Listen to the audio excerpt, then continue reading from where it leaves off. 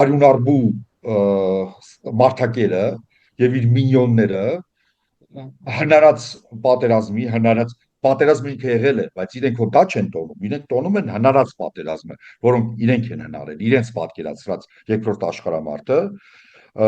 իբր թե տոնում են հաղթանակը, որը Պուտինի միակ հաղթանակն է, որ այդպեսի կատակ կա Ռուսաստանը, որ հաղթանակը մեծ հայրենականում, այսպես կոչված, դա միակ հաղթանակն է Պուտինի, որը եղել է իր ծնվելուց առաջ դա նույնիսկ նայելը տհաճ է դրա ասենք դրանից եւ պարկեշտ մարդը նույնիսկ այդ պետք է աշխատի այդ օրերը այդ ալիքները չմիացնել եւ այդ ուղությամբ չնայել որովհետեւ ողջ տեսարանն է գարշելի լինելու ինչ վերաբերում է համաձայնվել տիպիկ իրենց քաղաքականությունն է բանի հետ այսպես կոչված իրենք դա համարում են դիվերսիֆիկացված բալանսավորված ասենք փորձել գոհացնել բոլոր կողմերին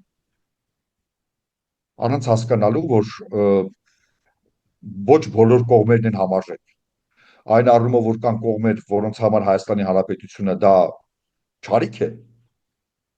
ինչպես Ադրբեջանը, ինչպես Ռուսաստանը։